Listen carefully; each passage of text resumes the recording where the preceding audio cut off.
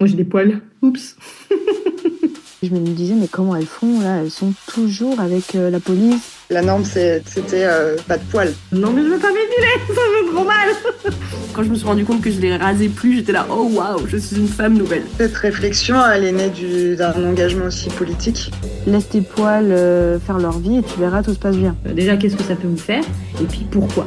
Occupez-vous de vos poils.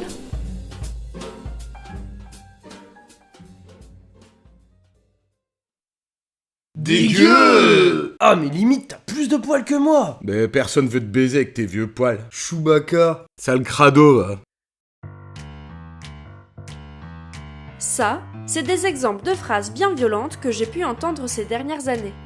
Car oui, je suis une femme poilue. Je me balade dans la rue, les jambes et les aisselles touffues. En été, je les laisse apparents et j'observe les têtes surprises, amusées, voire parfois même outrées. Je m'appelle Neila, j'ai 28 ans et aujourd'hui je ne me vois plus vivre sans poils. Je sais que cette phrase peut surprendre ou choquer, mais mine de rien, on est de plus en plus nombreuses à avoir stoppé l'épilation. Selon une enquête de l'IFOP réalisée en 2021, le premier confinement a eu un impact sur les pratiques dépilatoires chez les femmes. Une Française sur 10 affirme moins s'épiler certaines parties du corps depuis cette période. C'est d'ailleurs à ce moment-là que le collectif Liberté, Pilosité, Sororité a encouragé à profiter de l'éloignement du regard des autres pour arrêter de s'épiler. Par la suite, en septembre 2020, le hashtag Je garde mes poils a émergé sur Twitter. Les journalistes Léa Taïeb et Juliette Lanrouille expliquent dans le chapitre 1 de leur livre Parlons poil, le corps des femmes sous contrôle, que des dizaines et des dizaines de femmes ont partagé leur pilosité sur ce réseau social pour exprimer leur solidarité envers une jeune fille qui avait été cyberharcelée parce qu'elle portait ses poils. Cet élan de libération des poils ne se cantonne pas uniquement à la France. C'est un phénomène qui se produit également dans d'autres pays, et ce depuis plusieurs années déjà. En 2012, les Suédoises dénoncent le diktat du glabre sur Twitter grâce au hashtag #Herriot, la révolte des poils. En 2018, Laura Jackson, une étudiante britannique, lance le hashtag January en référence au Dry January qui consiste à laisser pousser ses poils en janvier. Malgré toutes ces initiatives nées sur Internet et les réflexions qu'elles amènent sur la pilosité, réussir à se détacher des injonctions de beauté n'est pas tâche facile. Personnellement, mon rapport au poil a été tellement compliqué pendant de nombreuses années que le fait de réussir à vivre sereinement avec eux, c'est presque un exploit. Et pour comprendre pourquoi est-ce que j'emploie un mot aussi fort, il faut remonter des années en arrière, dans ma jeune adolescence, à une époque où je n'avais même pas encore conscience que mes poils pouvaient poser problème.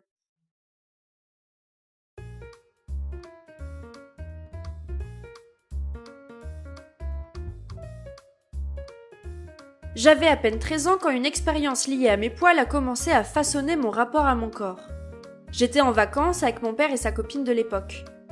Je ne me souviens plus du contexte exact, mais je devais probablement avoir un rasoir que j'utilisais déjà de temps en temps, car comme tout le monde, j'avais compris malgré mon jeune âge que les poils étaient un attribut masculin. Quand apparaît la puberté et que les poils se noircissent, il faut commencer à retirer ceux qui sont visibles. C'est comme ça, on ne se pose pas plus de questions.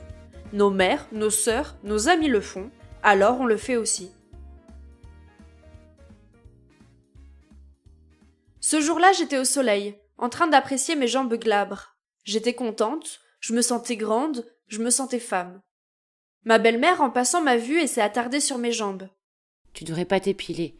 D'abord, t'es bien trop jeune pour ça, et puis en plus, quand ça va repousser, tu vas voir. Tu vas ressembler à un yéti. C'est ce que tu veux ? Jusque-là, je n'avais jamais reçu de commentaires sur mes poils, ni par les enfants ni par les adultes. Comme je le disais juste avant, j'avais remarqué que les femmes, contrairement aux hommes, n'avaient pas de poils, mais je ne les avais pas encore associés à quelque chose de négatif. Cette différence entre les corps féminins et masculins n'est pas anodine. Elle correspond à une norme sociale largement partagée.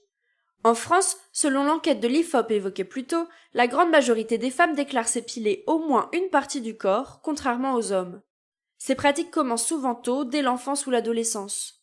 Les sciences sociales montrent que l'épilation féminine s'inscrit dans un apprentissage progressif des normes de genre, bien avant qu'il soit question d'un choix individuel pleinement conscient. Le fait que ma belle-mère me dise que j'allais ressembler à un yéti à la repousse m'a profondément marquée. Ça m'a fait peur même. Personne ne veut ressembler à un yéti. Moi, si j'avais commencé à me raser, ce n'était pas parce que je trouvais ça moche ou sale, c'était juste pour faire comme les grandes. Celles de la vie de tous les jours, mais aussi celles qui passent à la télé ou qui sont affichées sur les panneaux publicitaires. Mais ce jour-là, quand elle a prononcé cette phrase, j'ai compris qu'avoir des poils longs et bruns, c'était quelque chose de repoussant. Alors, au lieu de ne plus me raser comme elle le voulait, j'ai commencé à faire la chasse aux poils pour ne jamais ressembler à un yéti. Je sais que je ne suis pas la seule à avoir subi des commentaires péjoratifs sur mes poils. Nous sommes nombreuses à en avoir reçu. C'est même bien souvent l'élément déclencheur qui nous pousse à tous les retirer. Pour illustrer ce que je raconte et apporter différents points de vue ou diverses expériences, j'ai rencontré plusieurs femmes pour recueillir leurs témoignages concernant leur rapport à leur pilosité. J'ai décidé de n'interviewer que des femmes qui ne s'épilent pas ou plus, ou alors qui laissent pousser leurs poils de temps en temps. Malheureusement, aucune personne racisée n'a répondu à mon appel à témoignage. Vous écouterez donc les récits de personnes blanches. J'ai bien conscience que ce n'est pas représentatif de la diversité de notre société et que les personnes racisées vivant du racisme peuvent rencontrer davantage d'obstacles que les personnes blanches dans leur projet de laisser pousser leurs poils. J'avais néanmoins très envie de mener ce podcast à bien, car comme vous l'aurez compris, la thématique des poils a eu, et a toujours, un rôle central dans ma vie. Je vous laisse donc avec les récits de mes invités. Elles vous parleront des remarques et des moqueries qu'elles ont reçues quant à leur pilosité et qui ont marqué leur rapport à leur corps.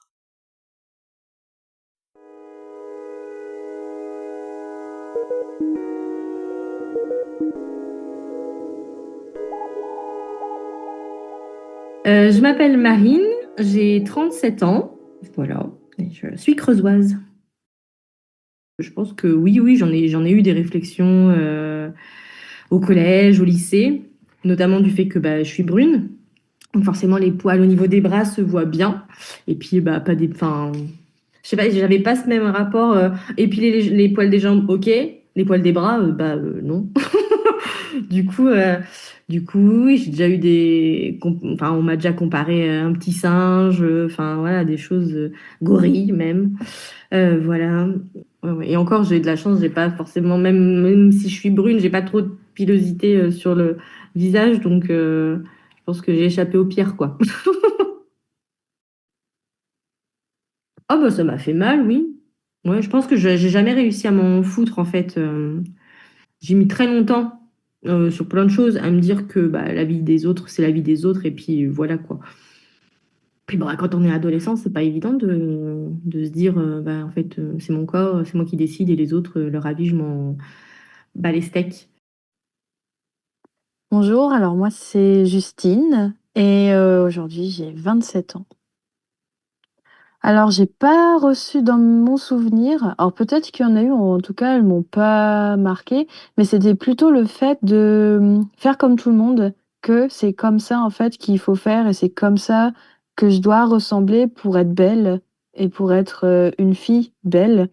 Mais en tout cas c'était pas des moqueries, quoi. C'est juste que je voulais faire comme mes copines et que je me disais, mais comment elles font là? Elles sont toujours avec la police, sans pouce de poil, sans poil incarné, sans rougeur. Moi, je me souviens d'avoir plein de points rouges assez souvent. Alors moi, je m'appelle Léa et j'ai 27 ans. J'ai pas reçu de moquerie parce que je l'ai devancé en cherchant vraiment à cacher, à avoir ce corps complètement imberbe, etc. Et c'est vrai que du coup, j'y ai échappé, entre guillemets, et j'avais pas vraiment de moquerie ni même de commentaires dessus parce que du coup, il y avait plus rien à voir. Mais à côté de ça, ça veut dire que t'as une gamine de 10-12 ans qui a une charge mentale débile sur le fait que là, ça commence à repousser un peu brun, va falloir vite racheter je vais pas dire le nom de la marque, mais je vois exactement, je me rappelle cette boîte bleue là. Et je trouve ça terrifiant que, en fait, c'était tellement plus normal de cacher les poils que vraiment, ça ne choquait personne qu'une gamine se décolore enfin, c'est de la javel, quoi, et que vraiment décolorer sa peau avec les poils plutôt que d'avoir l'air pas comme les autres jeunes filles. Je m'appelle Jessie et j'ai 37 ans. C'est une petite anecdote qui date du collège. C'est un moment où c'est pas évident. Voilà, on commence à changer, c'est la puberté.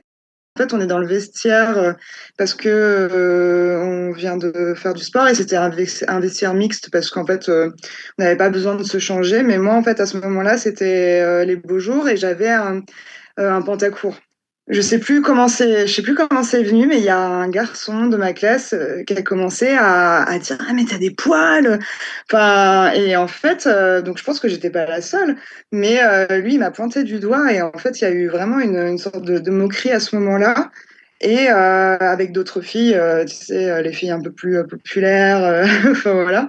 Et donc c'est là que j'ai réalisé que j'avais des poils et que c'était pas hyper admis que je les ai, alors que en fait moi je m'en préoccupais pas trop et que j'avais pas du tout honte de porter mon pantacourt. Mais après j'ai eu honte du coup.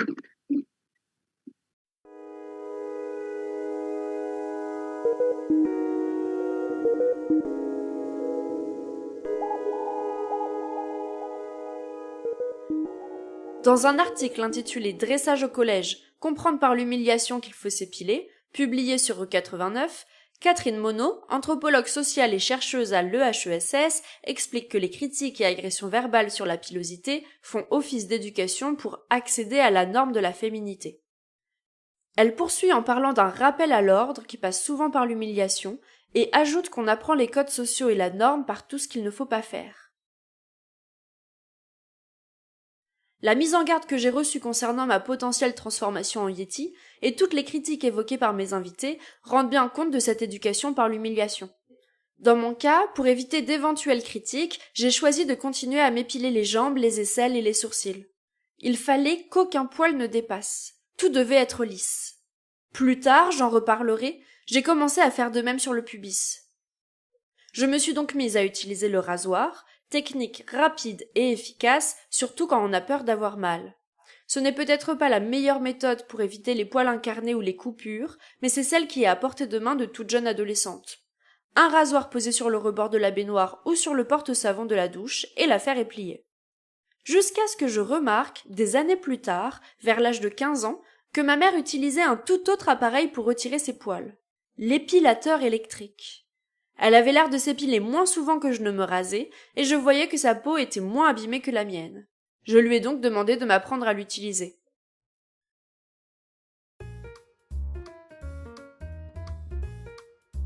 Léa Taïeb et Juliette Lanrouilly, pour écrire leur livre Parlons Poil, ont créé en novembre 2019 deux questionnaires qu'elles ont diffusés sur les réseaux sociaux. Le premier s'adressait aux femmes et a recueilli plus de 1700 réponses, et le second, destiné aux hommes, en a recueilli plus de 600. Elle précise que les résultats obtenus ne se veulent ni scientifiques ni impartiaux. Les femmes qui y ont répondu ont fait ressortir à travers leur expérience 3 types de mères. La bienveillante, celle qui au moment de l'apparition des premiers poils accompagne sa fille dans l'épreuve de l'adolescence et qui met tout en œuvre pour que sa progéniture se sente bien dans son corps. Celle qui aimerait que sa fille lui ressemble et soit à son image, et celle qui met la pression à sa fille, qui la malmène psychologiquement et traque sa pilosité de façon obsessionnelle, voire qui la force à s'épiler sans lui laisser le choix. Ma mère faisait partie de la première catégorie. Elle ne m'a jamais mis la pression quant à mes poils. Elle ne m'a jamais fait de réflexion sur ma pilosité, elle ne m'a jamais ni forcé ni incité à quoi que ce soit. Par contre, quand je lui ai demandé à l'âge de 15 ans de m'aider à m'épiler les jambes et les aisselles à l'épilateur électrique, elle a accepté sans rechigner. Je pense que ça devait même lui faire plaisir de pouvoir m'accompagner dans cette étape de mon adolescence. Car oui, les poils, dans de nombreux cas, sont une histoire de transmission d'une mère à sa fille. Dans le chapitre 6 du livre Parlons Poil évoqué précédemment, les journalistes expliquent que les mères ont un rôle fondamental dans l'initiation à l'épilation et dans la perpétuation de ce rituel de beauté. Elle cite ensuite la politiste, autrice et conférencière Marie-Cécile Nave qui explique que dans une société où les stéréotypes de genre sont très présents, la mère prend en charge la santé et l'hygiène, tandis que le père aura plus tendance à transmettre la passion du sport, les traditions se transmettant souvent de mère à fille et de père à fils.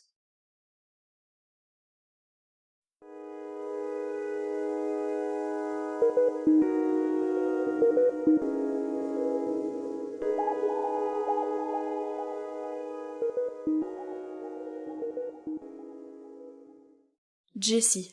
J'avais ma mère derrière quand même qui ne m'autorisait pas à faire certaines choses. Pour elle, j'étais trop jeune pour m'épiler ou me raser. comme elle m'interdisait à ce moment-là de me maquiller. Donc, c'est venu un petit peu plus tard, je pense à partir de la 3e ou même du lycée, début lycée, quoi. La première fois que je me suis épilée, j'ai pu le faire parce qu'elle m'y a autorisé. Parce que déjà, il fallait que je m'achète le matériel. Et qu'à ce moment-là, j'avais pas vraiment d'argent de poche, enfin, je pouvais pas me le payer moi-même. Donc ça a été, j'imagine, une négociation de plusieurs mois, voire années peut-être. Ouais, elle m'a montré comment on faisait. Enfin voilà, dans mon souvenir, on est toutes les deux sans ma première épilation, et puis après, je me débrouillais toute seule. Léa. Alors, moi, ma mère, elle était pas du tout dans une démarche à encourager le fait de cacher les poils, mais elle n'était pas non plus dans une démarche pédagogique pour expliquer que c'était ok d'avoir des poils, que c'était pas grave, etc. Parce que, sincèrement, je pense que même aujourd'hui, c'est pas quelque chose qu'elle pense sincèrement, mais pas d'une manière qui va se vouloir oppressive, en mode je pense ça, donc tout le monde doit cacher ses poils, mais plus que tu vois que elle n'a pas envie d'avoir des poils. Je l'ai toujours connue se raser, genre moi j'ai toujours vu le rasoir dans la douche, je me dis que c'était le rasoir de maman. Et du coup il y a un peu cette idée que c'est un peu comme ça que c'est, sans pour autant du coup être dans une sorte de pressurisation, je sais pas comment dire, où elle nous aurait obligé avec ma sœur à nous épiler ou nous raser, ou c'était pas du tout le cas. Mais par contre, c'est vrai que quand on a commencé à vouloir cacher nos poils, c'était normal. Et c'était plus après des questions de, ok, il y a l'épilation. Elle emmenait beaucoup ma sœur du coup chez l'esthéticienne pour se faire vraiment épiler. Moi, ça me faisait peur parce que j'étais une chochotte. Donc au début, c'était bien du coup la crème décolorante. Puis j'ai fini par commencer à me raser. Et du coup, c'était plus une démarche d'accompagnement par rapport à ça, me dire, ok, ça, quand tu te rases, faut faire ça, nanana. Mais à aucun moment, il y a eu une question de peut-être qu'il y a d'autres options que de s'épiler. Justine. Globalement, par rapport à ma mère, son point de vue sur nos poils était assez neutre. Je sais pas si c'est le neutre ou sobre. En tout cas, elle essayait de rassurer ma sœur parce que ma sœur avait l'impression de ressembler à un homme. Enfin, c'est un peu fort, mais de se rapprocher de la jante masculine parce qu'elle avait des poils. Ce qui, du coup, nous semble complètement aberrant aujourd'hui. Et en tout cas, elle essayait de beaucoup rassurer ma sœur parce que elle-même étant brune, elle comprenait plus son problème, quoi. Moi, j'avais les poils plus clairs. Elle essayait de me rassurer aussi, mais m'accompagnait, enfin, comment dire, elle nous accompagnait dans le fait de nous épiler parce que c'est ce qu'on voulait. Mais elle venait pas forcément nous expliquer laisse tes poils faire leur vie et tu verras, tout se passe bien. Puisque elle-même se rasait en fait de manière très régulière les jambes et avait ce temps. On savait que euh, on faisait du mimétisme par rapport à d'autres mères où, bah oui, de temps en temps, dans la semaine, il faut un temps où il faut s'enlever les poils parce que ça fait partie de la routine beauté qui fait que ça montre que tu prends soin de toi, ce genre de choses. Du coup, elle nous accompagnait un peu là-dedans. Marine. J'essaye de processer un peu. Je me rappelle pas, est-ce que... si, je crois que la première fois, c'était avec maman. Et c'était avec l'épilateur. Et que j'ai douillé sa race de ouf. Et qu'après, je piquais des rasoirs en mode non, mais je veux pas m'épiler, ça me fait trop mal. Mais je veux quand même pas de poils. Donc du coup, rasoir. Quitte à piquer le rasoir du pater pour... Ah non, puis c'était les vieux épilateurs là, mon Dieu, à ressort et tout. Ah, mais il faut souffrir pour être belle. Mais non, mais on souffre pas à 14 ans en fait, c'est pas possible.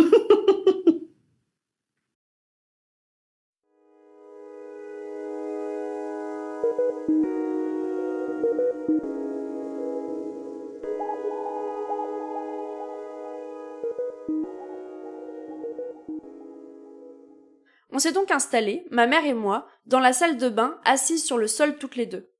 J'ai retiré mon pantalon et je lui ai montré mes jambes poilues. Elle a branché l'épilateur électrique et a actionné l'appareil. Le bruit d'une tondeuse à gazon a retenti.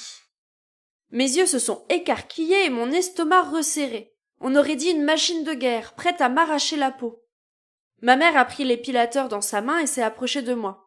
Je lui ai crié d'arrêter avant même qu'il ne m'ait touchée. J'avais trop peur d'avoir mal. Un bruit pareil ne pouvait que signifier une douleur intense. Ma mère a fini par couper le moteur de cet appareil de torture. On a parlé et elle m'a rassurée. Elle m'a dit que ça ne faisait pas si mal que ça. Elle a donc à nouveau allumé l'épilateur électrique. J'ai fermé les yeux, serré les dents, jusqu'à ce que je me mette à nouveau à hurler comme si je ressentais déjà la douleur, alors qu'il ne m'avait toujours pas approché. Non mais Bibiche, c'est pas possible. Je refuse de t'aider à souffrir. Si l'épilateur électrique te fait peur à ce point, on arrête. Tu hurles rien qu'au bruit. Je refuse de participer à cette torture.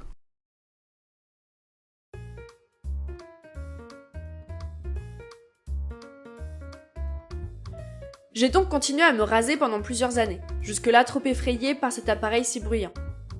J'avais des repousses rapides, je me blessais souvent au niveau des chevilles, j'avais des poils incarnés et la peau sèche, mais au moins je ne souffrais pas. Enfin, pas physiquement. Parce que la violence ne passe pas toujours par la douleur. Elle passe aussi par ce qu'on voit, par ce qui est montré et surtout par ce qui ne l'est pas. Vous l'avez déjà certainement remarqué, mais les représentations de femmes poilues sont quasiment inexistantes pour ne pas dire totalement.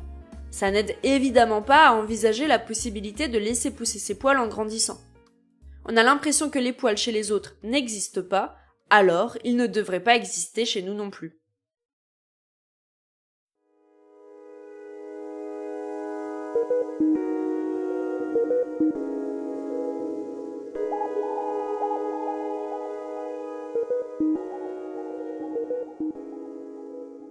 Léa. Les poils, c'était juste même pas une question. En fait, avant que je commence à en avoir, pour moi, c'était vraiment les femmes n'ont pas de poils. Comme si c'était une sorte de... Enfin, certains animaux qui ont les mâles, les plumes roses et, je sais pas, les femelles les plus vertes.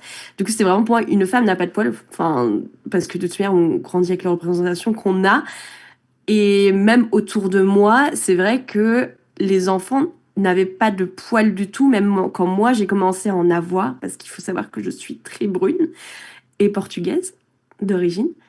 Et du coup, j'ai assez rapidement, je me suis dit que c'était pas normal justement d'en avoir, et je pense que ça a vraiment le fait de pas avoir de représentation de femmes poilues, ça a vraiment fait que pour moi c'était anormal de voir une femme poilue. Du coup, j'ai assez vite voulu effacer mes poils.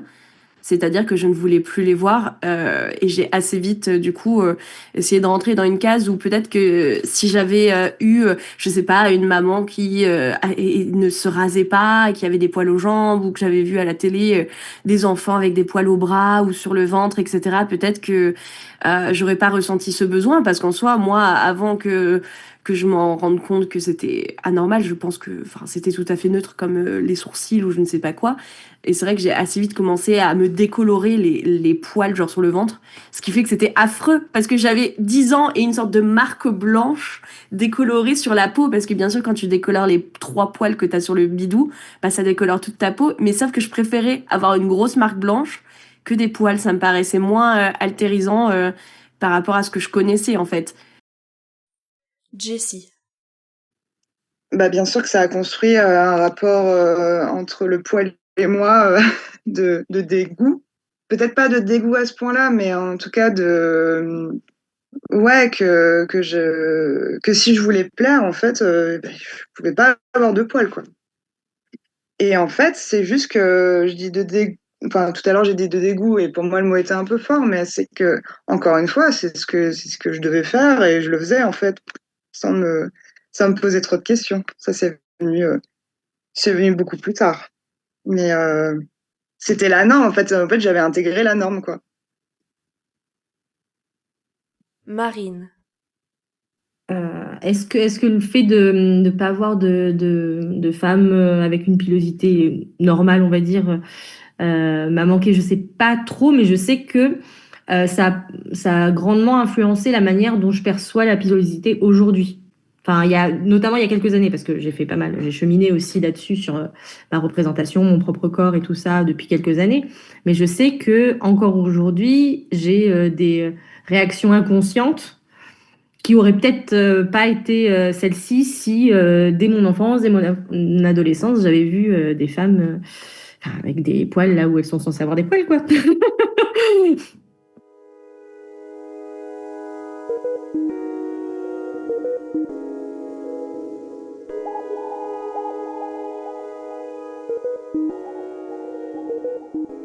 J'aborde dans ce podcast le souhait d'arrêter de s'épiler ou de le faire de moins en moins. Mais il est évident que chacune fait ce qu'elle veut, et surtout ce qu'elle peut avec son corps. J'ai bien conscience que je suis quelqu'un de privilégié. Je suis blanche, malgré mes origines algériennes, et je suis une femme cisgenre, valide et hétérosexuelle. Il est clairement plus simple pour moi que pour d'autres de prendre la décision de laisser pousser mes poils. Et il existe bien sûr de nombreuses femmes qui sont tout à fait heureuses en s'épilant ou en se rasant.